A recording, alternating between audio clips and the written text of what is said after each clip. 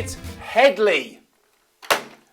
You joined me catching up with your comments on the Kermode Uncut site. Last week I did a blog about my favourite food moments in film, and you've sent in your responses. A couple of films kept coming up: Big Night, Stanley Tucci movie, which I like very much, Babette's Feast, obviously, and Old Boy. A couple of you posted saying, why didn't you put Old Boy in the list?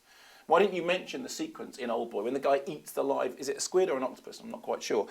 And a very clear reason for doing this, because I thought it was unnecessarily cruel. I mean, the scene rather upset me. It's a live thing. And in fact, I remember checking with the BBFC to say, why is it that that doesn't come under the Animals Act? I mean, you're eating a live being and it's squirming all over the guy's face. How come that's not cruel? Turns out it's to do with being vertebrate or invertebrate. Apparently, if you are invertebrate, you don't fall under the protection of the Animals Act, under the sort of slightly revised terms of it. So that's the thing. It's not the fault of the film. It's the fault of the creature for not having a backbone. I mean, honestly, evolution just not trying. It also turns out that Min-Sik Choi, who's the actor who does it, is a Buddhist and therefore doesn't like hurting anything. So he said in a couple of interviews that he had to apologise to the squid or octopus in question.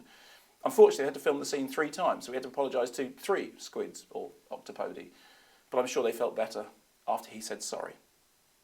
Here are some more of your comments from Angel Football Wizard. I hate it in a film when people don't eat when they're supposed to. The meal's in front of them. They just play with the food, waiting to say their lines. Don't they think we'll notice? And this was kind of echoed by Liquid Cow, who said, I agree. What really annoys me is in a restaurant scene, a character orders something, then either leaves straight away or as soon as the food arrives. I mean, is it some kind of different temporal system? And I agree with this entirely. I think there's a very simple answer to it, is that if you're shooting a scene several times, you don't actually want to start ingesting the food because you'll shoot it 10 times. I mean, it'd be fine with me. Obviously, I could eat my own body weight every day. That's fine. But many of those actors, they're concerned about being slim, which is why you don't see them eating on camera.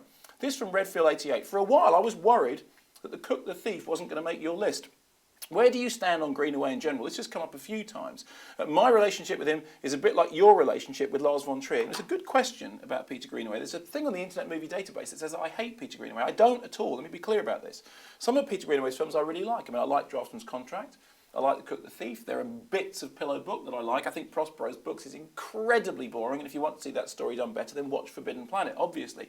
I think the thing about me disliking Peter Greenaway actually comes from a misquoted story that I'm a good friend of Ken Russell's. And Ken Russell famously said that he couldn't stand the films of Peter Greenaway and he felt particularly guilty about them because it turns out that he had taught Peter Greenaway photography in the long distant past, and so somehow he was responsible for his career. But no, I can take or leave Peter Greenaway. Some of his stuff is great, some of it not so good. This from Van Film, and I love this. What about the erotic potential for eating in films? Obviously, there's the infamous scene in 9.5 Weeks, a scene in which Mickey Rourke seduces Kim Basinger by throwing the contents of his fridge at her to the sounds of "I like bread and butter, I like toast and jam," as far as I remember.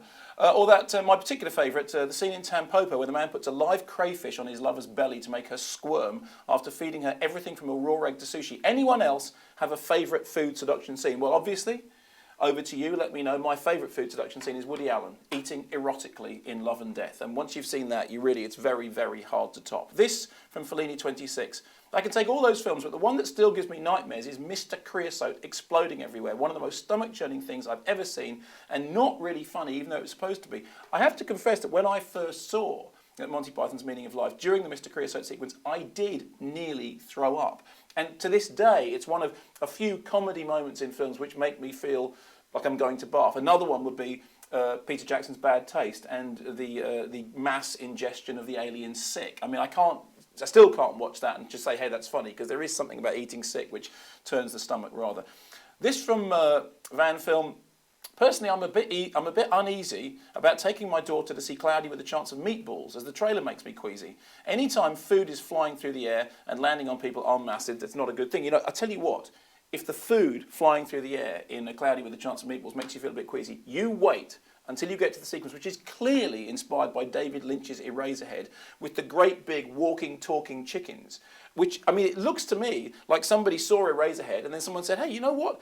Let's do that as a 3D animated kids movie. I mean, that is a really queasy moment. I like Cloudy with a Chance of Meatballs very, very much, but it is clearly a film made by somebody who has spent too much time on the David Lynch back catalogue. This finally from Anti-Mode. If you don't know who Julia Child was, it's your own fault. I bet we don't get that kind of excuse from Roger Ebert when he reviews The Damned United. I stand duly chastised.